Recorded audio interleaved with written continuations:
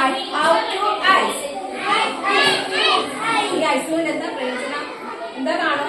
എന്താ മനോഹരമായ കാഴ്ചകളൊക്കെ നമ്മൾ ആസ്വദിക്കുന്നത് ഞാൻ സഹായിക്കുന്നവയെ ഐസ്.